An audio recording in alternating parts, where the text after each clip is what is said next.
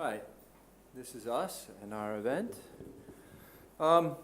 So we've heard about how digital is a desire. We've heard the challenges from the care industry. We've also heard how academia is looking to help address some of those challenges. I'm going to give you the entrepreneur's perspective on this. And before I do all of that, I want to understand a little bit about my audience. Who here in the audience started their career in the 70s? Raise your hand who started in the 70s. You haven't started in the 70s. You were 7.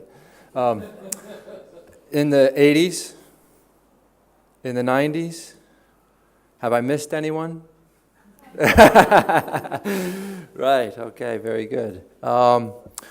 I started my career in 1985 in the Ron Reagan Star Wars program, and we shared one PC amongst 70 people. And when I walk into a care home today, I feel like I'm back in 1985. It's one PC shared amongst the entire staff, and there's a queue. And it's not a new PC, and it's a PC. It's not a mobile, it's not a tablet, it's a desktop, and it's an old desktop. That's the reality of most homes today. I know there's lots of technology that exists out there today, but for one reason or another, it's not getting to the people that we're talking to today, or talking about today. I used to work for a company that developed prescriptions that you could only get by, an app that you could only get by a doctor's prescription. And the reason is that it was clinically proven to manage your diabetes better than medication. And these kinds of solutions, for one reason or another, have passed by the segment that we're looking at. Some of it's cost, some of it's fear, some of it's just human emotion.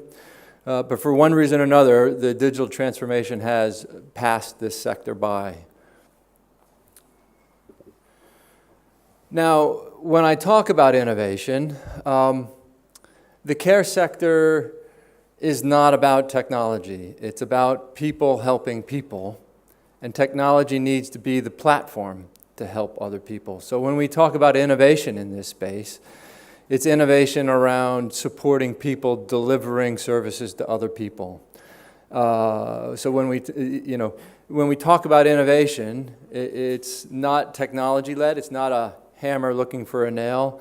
It's understanding the user needs. And so there's something around design, user-centered design is missing from a lot of the technology. So when we say that there is technology that exists out there today, my premise is that it's missing the user-centered design.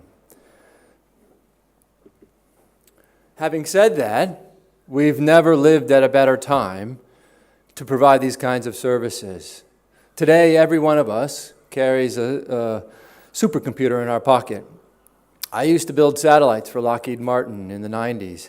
And the gyroscopes that you have in your phones in front of you today are more powerful and better performing than what is in satellites above our heads today. Inmarsat broadband satellites today are not as powerful as the gyroscopes in your phones today.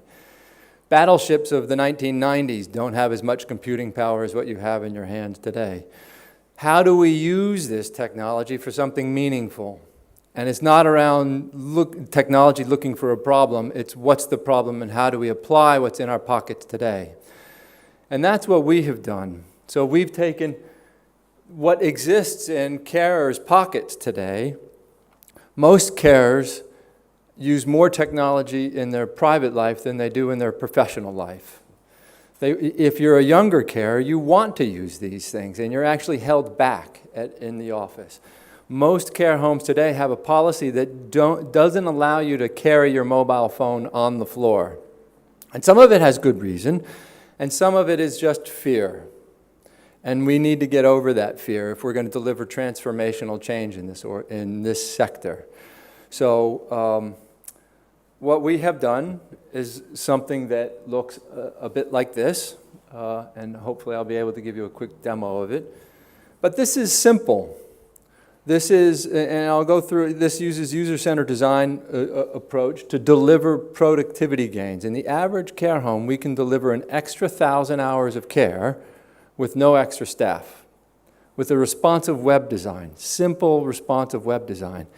And I go back to your own personal experiences. When the first time you used a desktop PC or a mobile, and you're like, wow, I can do all of this very amazingly. Well, the care home, our reference site is up in Middlesbrough, and the dramatic change that we saw in the staff is like, well, what happens to my monthly care plan assessment?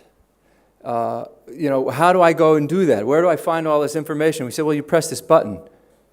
Oh my God, I get a Saturday back. I used to come in on a Saturday and go through 40 binders. 75% of care homes today are on paper. And what they do is they go through, they do the daily diary and they put in there, and that piece of paper is lost. That information is lost. So when we talk about IoT and the opportunity for data, how we capture that data and mine that data for better care is the real opportunity here. So really, what we're about here is gaining trust. We deliver immediate productivity gains for the average care home, but the big win is in the data that we can capture. And we can know of problems before the resident does. We can help the resident avoid GP practices or hospitals, which are dangerous places for elderly people. What we want to do is keep them out of hospitals, and we can do that with data. So with our pilot, we're capturing 5 times more data. The average written amount in the daily diary for each resident was less than 100 words. We're now close to 500 words for every resident. And that's simply because they're comfortable using it, and it's with them when they need it, where they need it. And more transparency. So, for instance, our reference care site, the owner of the home used to get up at 3 a.m. and drive to the care home to see which one of his staff was asleep, because the night shift is hard. Caring is hard. These guys get paid less than the barista at Nero. They can get more money stacking shelves at Asda. They've got a tough job. CQC's on them. They don't get paid much. And so, you want to support them in providing better care, and you can do that. And the owner of the home can see that immediately. And so you have transparency that's easy to deliver.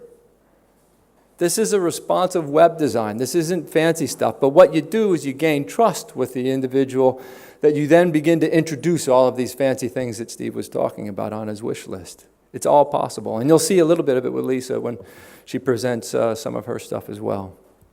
In the sake of time, I'm going to skip the demo. The app exists. I can punch a few buttons in for you a little bit later. But I think what I'm trying to demonstrate here is that sometimes when I talk about a simple application without a lot of functionality, I feel like when Bill Gates complained about the iPod, he looked at it and he said, "This is a hard drive."